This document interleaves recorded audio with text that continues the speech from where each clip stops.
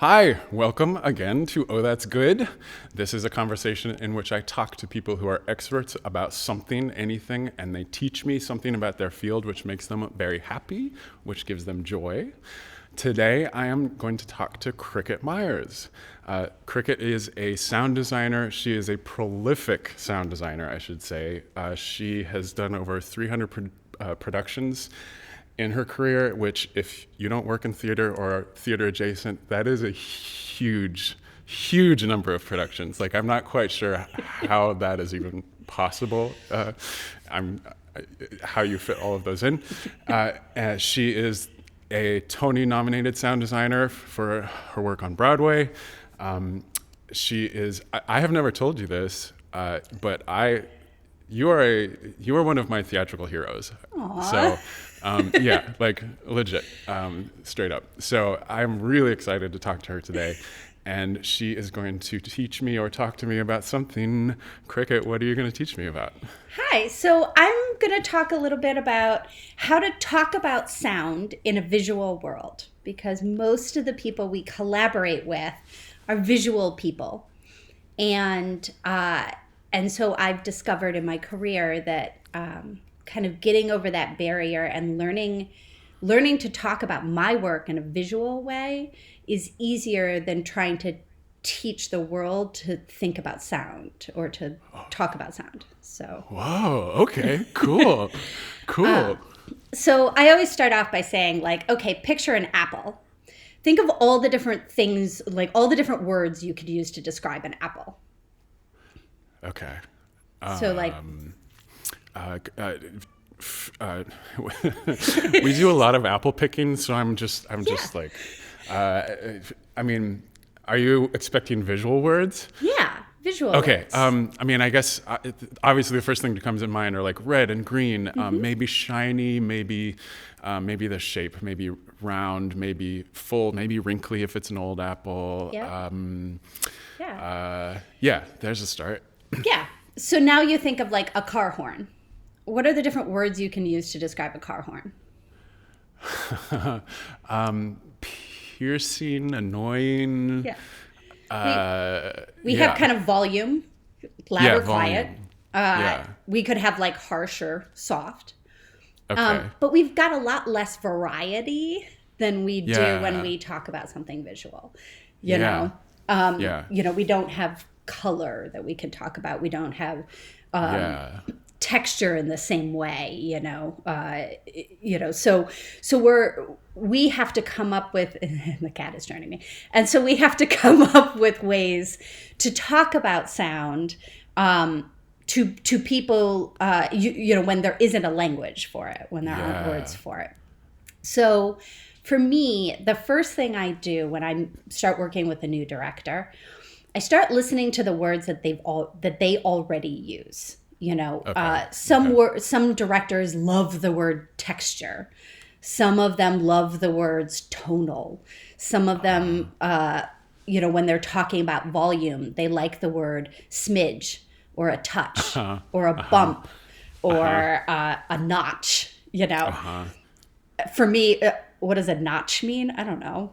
You wanted a notch louder? Sure. There's a sound designer who does who draws comics as well, and he has a whole comic that's like he has a sticky note where he has a translation between all of those words and like how much the actual volume is. Yeah. Yeah.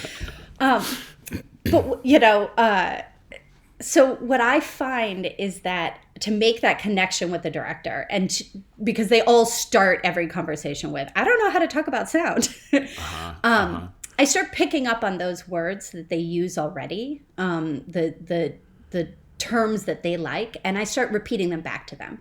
So I might prefer the term texture, but they use the term tonal. So I'm going to start talking about tones and tonal and tonal this and tonal textures, because it's a kind of an unconscious way of saying to them, like, I understand you, I hear you, and I understand you. Yeah. And so they don't have to come up with other words to talk to me. I can use their words, And so it's just a way of saying right away, like, we're on the same page, in rehearsal, if I'll come up and say, do you want that up a notch? Or do you want that down a notch? It's like they like the word notch, I'll use notch. Sure. As opposed to bump or dB, I want to come up 4 dB. That doesn't mean anything to them, but they know what a notch is. So I have a director I work with all the time who's always talking to me about counts. Everything is an 8 count. And it's like, this transition is 4 8 counts or 3 8 counts. And it's like, well, without a piece of music, you don't have counts yet.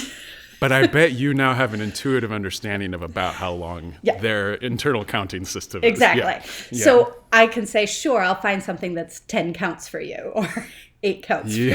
Yeah. Which is what a gift to let them not have to translate out of the language or the terms that they're thinking of to stay in whatever artistic vision they're having, and also to feel comfortable with you, to feel seen and understood. And that's really cool. Yeah.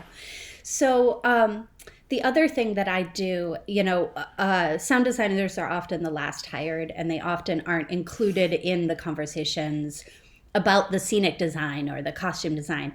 But I always want to be a part of those conversations because I want to pick up on the way that the director is talking about the visuals.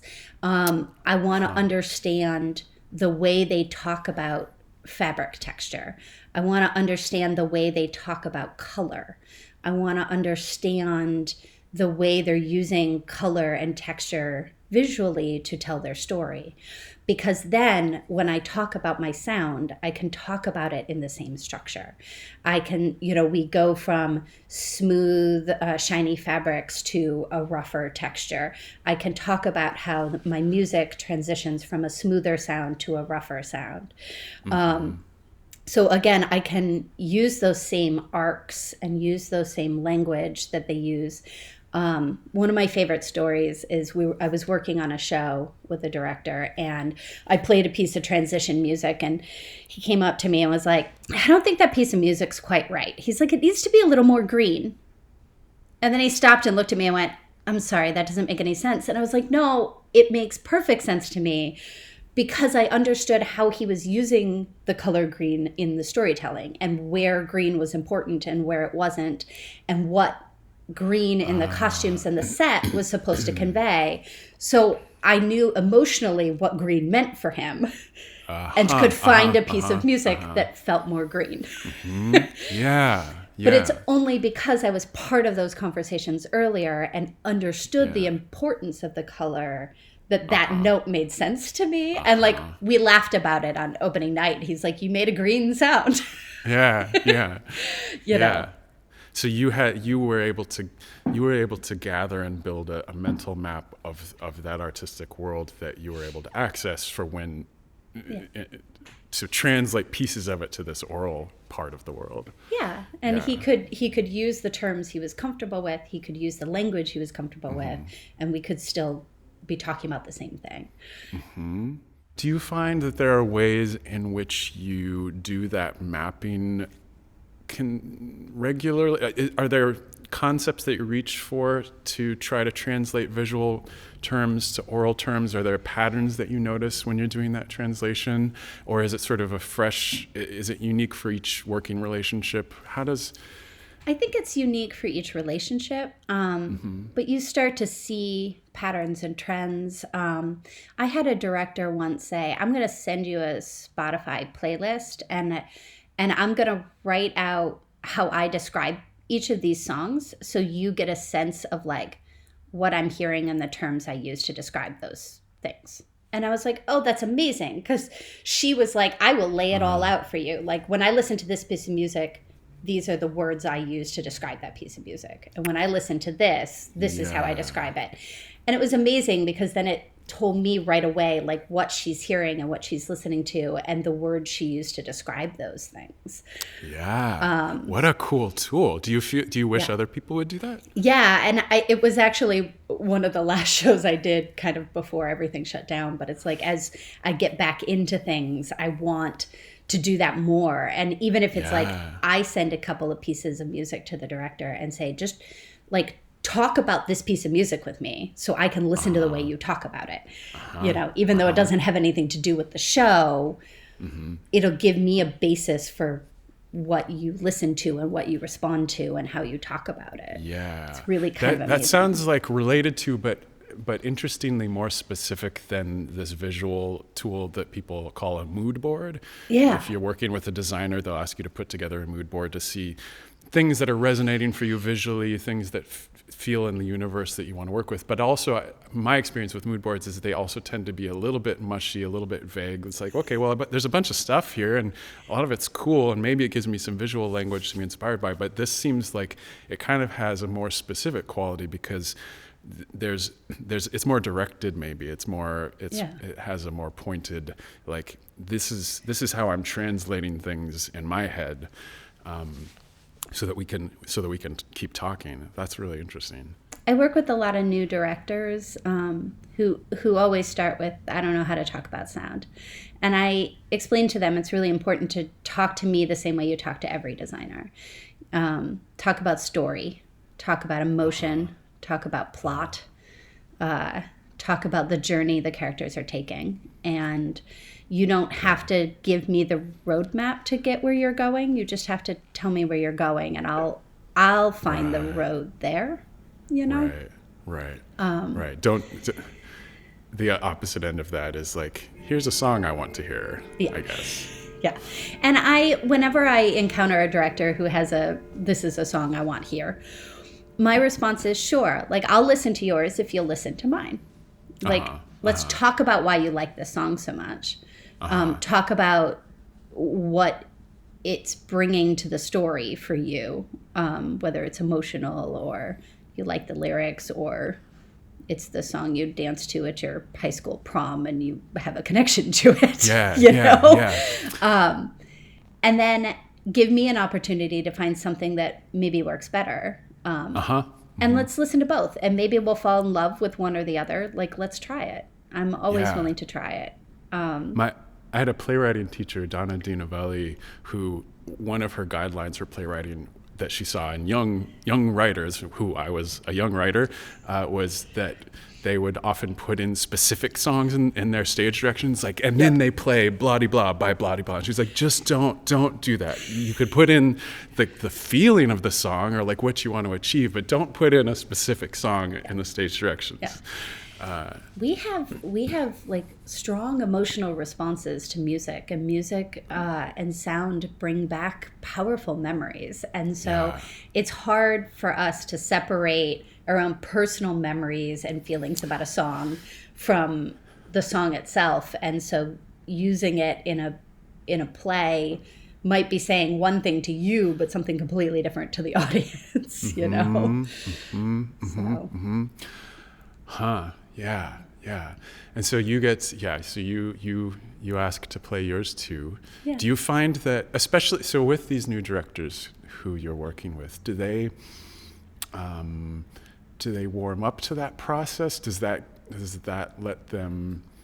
give them an ability to be comfortable with working with a sound designer in a way that they may not have worked with before? Yeah, I think it's another way of saying, like, I'm listening to your ideas and I'm responding to your ideas, but we're also a team and like we're a collaboration. And so I'm happy to listen to yours, but you should also take a moment to listen to mine, or take a moment to talk to me about this and why it's so important, so that we are sure that we're telling the same story, that where we're going in this journey is the same place, Yeah.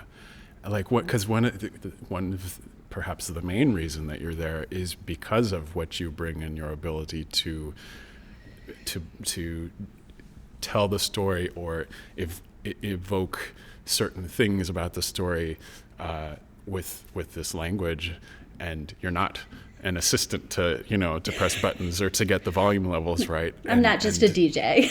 Right. Yeah. I mean, you have a whole set of skills and experiences that can help craft this part of the storytelling, and it can be unleashed if it is allowed to be unleashed. Yeah.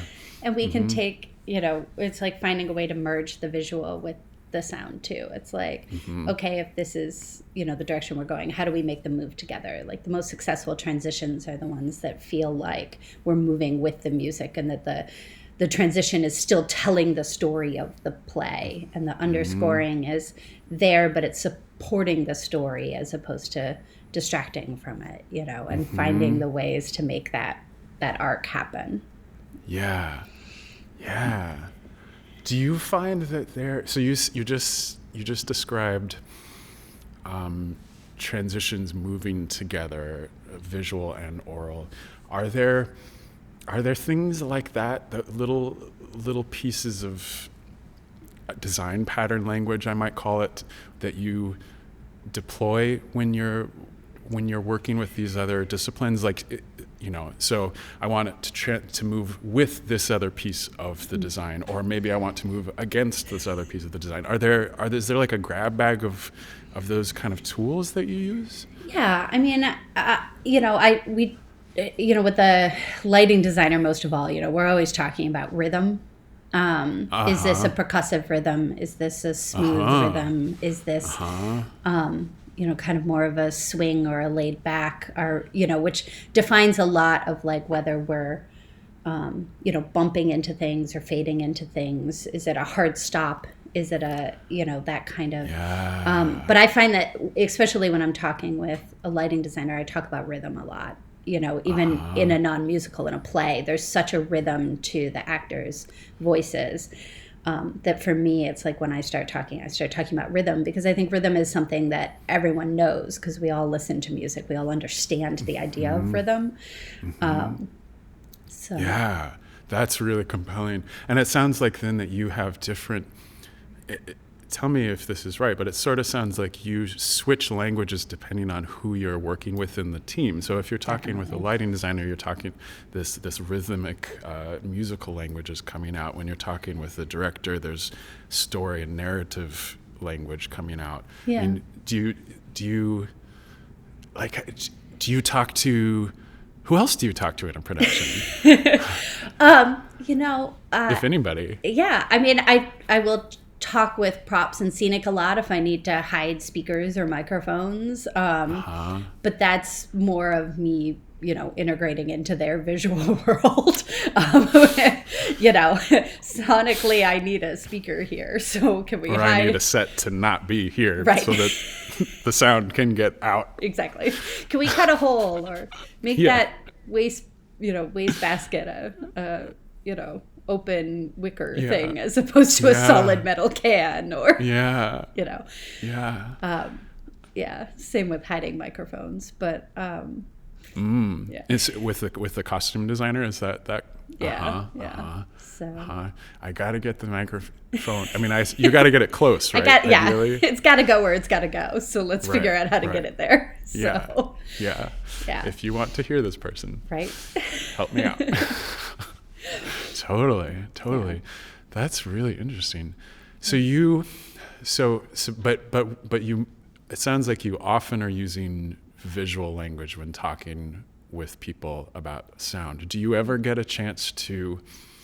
work with people who are very comfortable with acoustic or sound language or musical language? I mean, I've worked with some directors who are very comfortable with it, and certainly when I work with a composer, then it's a chance for us to really kind of talk our own language and not worry about other people understanding what we're talking. Like we can both listen to what the director wants and then have a conversation about it ourselves, where we don't feel like we have to kind of translate. Do you have a musical background?